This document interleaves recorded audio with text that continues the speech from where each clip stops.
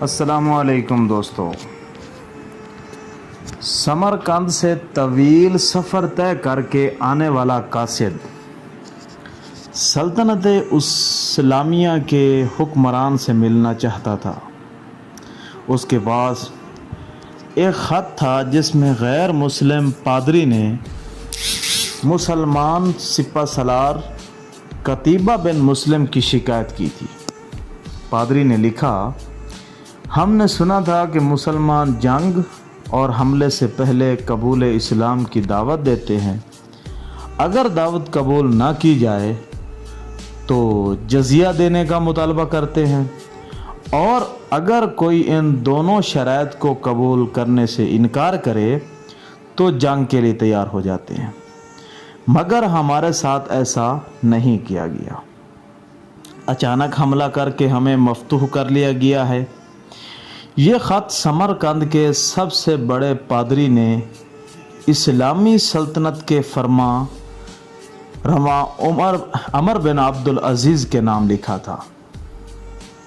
دمشق کے لوگوں سے شہنشاہ وقت کی قیام گاہ کا معلوم کرتے کرتے وہ قاصد ایک ایسے گھر جا پہنچا جو انتہائی معمولی خستہ حالت میں تھا۔ ایک شخص دیوار سے لگی سیڑھی پر چڑھ کر چھت کی لپائی کر رہا تھا اور نیچے کھڑی ایک عورت گارا اٹھا کر اسے دے رہی تھی۔ جس راستے سے آیا تھا وہ قاصد اسی راستے سے واپس ان لوگوں کے پاس جا پہنچا جنہوں نے اسے اس گھر کا راستہ بتایا تھا۔ اس نے لوگوں سے کہا کہ میں نے تم سے اسلامی سلطنت کے بادشاہ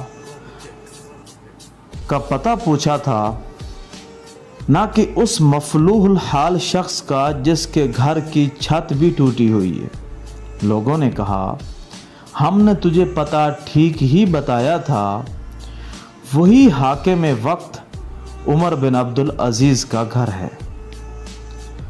قاصد پر مایوسی چھا گئی اور بے دلی سے دوبارہ اسی گھر پر جا کر دستک دی۔ جو شخص کچھ دیر پہلے تک لپائی کر رہا تھا وہی اندر سے نمودار ہوا۔ پوچھا تو قاصد نے اپنا تعارف کرایا اور خط عمر بن عبد العزیز کو دے دیا۔ عمر بن عبد العزیز نے خط پڑھ کر اسی خط کی پشت پر لکھا، عمر بن عبد العزیز کی طرف سے سمرقند میں تعینات اپنے عامل کے نام ایک قاضی کا تقرر کرو جو پادری کی شکایت سنے۔ مہر لگا کر خط واپس قاصد کو دے دیا۔ سمرقند لوٹ کر قاصد نے خط کا جواب اور ملاقات کا احوال جب پادری کو سنایا تو پادری پر بھی مایوسی چھا گئی۔ اس نے سوچا، کیا یہ وہ خط ہے جو مسلمانوں کے اس عظیم لشکر کو ہمارے شہر سے نکالے گا؟ انہیں یقین تھا کہ کاغذ کا یہ ٹکڑا انہیں کوئی فائدہ نہیں پہنچا سکے گا، مگر کوئی اور راستہ بھی نہ تھا پادری کے پاس۔ چنانچہ خط لے کر ڈرتے ڈرتے امیر لشکر اور حاکم سمرقند قتیبہ بن مسلم کے پاس پہنچے۔ قتیبہ نے خط پڑھتے ہی فوراً ایک قاضی کا تعین کر دیا جو اس کے اپنے خلاف سمرقندیوں کی شکایت سن سکے۔ قاضی نے پادری سے پوچھا، کیا دعویٰ ہے تمہارا؟ پادری نے کہا، قتیبہ نے بغیر کسی پیشگی اطلاع کے ہم پر حملہ کیا، نہ تو اس نے ہمیں اسلام قبول کرنے کی دعوت دی تھی اور نہ ہی ہمیں کسی سوچ و وچار کا موقع دیا تھا۔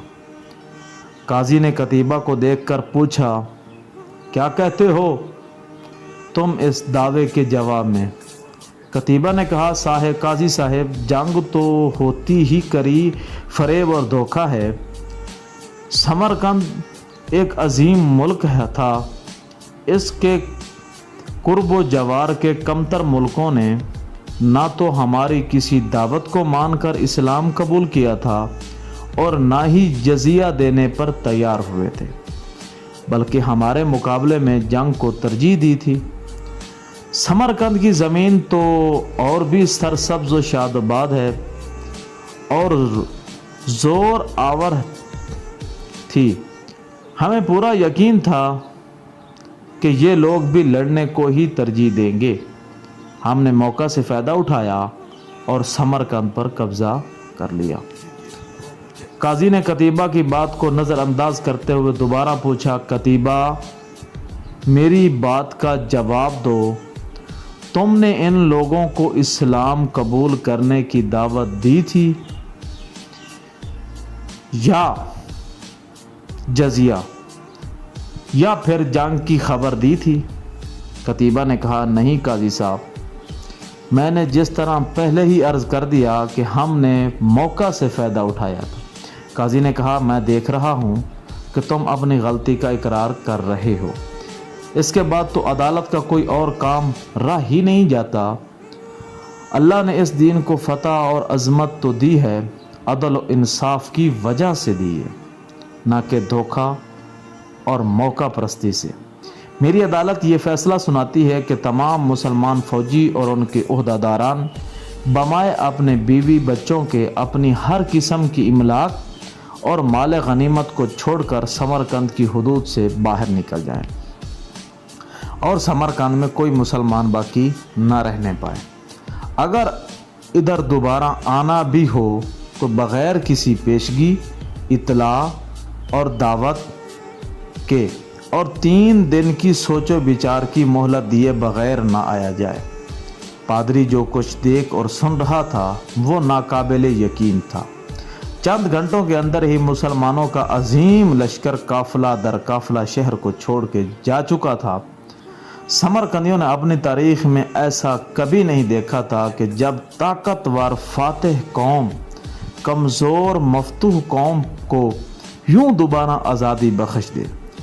ढलते सूरज की रोशनी में लोग एक दूसरे से सरगोशियाँ करने लगे कि ये कैसा मज़हब है और कैसे पैरोकार हैं। अदल का ये मेयार कि अपनों के ख़िलाफ़ ही फ़ैसला दे दे और ताकतवर सिपा सलार उस फैसले पर सर झुकाकर अमल भी कर दे। तारीख़ गवाह है कि थोड़ी ही देर में पादरी की क़ियादत में तमाम शहर के लोग घरों से निकलकर लश्कर के पीछे सरहदों की तरफ दौड़े और ला इलाहा इल्लल्लाह मुहम्मदुर रसूलुल्लाह का इकरार करते हुए उनको वापस ले आए कि ये आपकी सल्तनत है और हम आपके रियाया बनकर रहना अपने लिए फ़ख्र समझेंगे। दीन रहमत ने वहाँ ऐसे नकूश छोड़े कि समरकंद एक अरसा तक मुसलमानों का दारुल खिलाफा बना रहा।